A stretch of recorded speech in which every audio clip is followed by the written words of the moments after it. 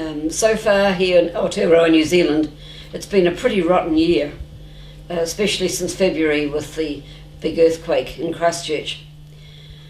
But I've been thinking a lot about that, as we do all the time here now. And when I was 10, war broke out, the Second World War broke out. And we didn't have time to burn down churches, to go around the streets robbing people, planting graffiti and all of that stuff. We were losing our young men and women like there was no tomorrow. Families next to us would get that terrible letter: "We are terribly sorry to inform you that your son, daughter is missing in action," whatever. And it was a terrible time. Millions of people worldwide were killed. You know about that. And it's good, I think, to bring that into focus when we're struggling so much at the moment, especially with the terrible earthquake in Christchurch, in which almost 200 people lost their lives. It's not the first time we've had terrible disasters like that here in our country. The Napier earthquake in 1931 killed 250 people. Way back in the 1880s, when Mount Tarawera erupted, entire villages of Maori were killed. They were swamped by the lava. They would have been burnt to death. Pretty horrible, isn't it? And other disasters are happening worldwide. So it would be very easy, wouldn't it, to ask the question, where are you, God? What is going on? But my friends, that's not the question.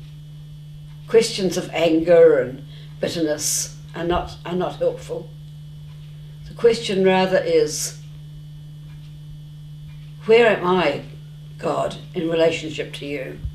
How can we together help those around us who are struggling? If we stop, turn to our God, look at what's happening, we realise that it's a privilege, yes, actually a privilege, to be drawn with our God into the mystery of the suffering of those around us. It's exactly what Jesus did when he instituted the Eucharist. His own suffering, his own appalling suffering, was to start that night. And he prepared himself, and therefore us, by the institution of the Eucharist. And we celebrate that occasion tomorrow week in late June here this year. And so the question is not, where are you, God? But how can I join with you, God, in being there for those who are suffering so much around me? How can I be there for others? I know in my heart of hearts that you weep when we are hurting so much. I know that Mary, your mother, who's now enthroned with you in glory, is also weeping for those of us who are hurting so much. Not here in our country, but also in the other tragedies of our world that are ongoing at this time. So there's, for me, the tremendous support and encouragement of that feast of the Eucharist. And it's not, of course, just that feast. It's every day.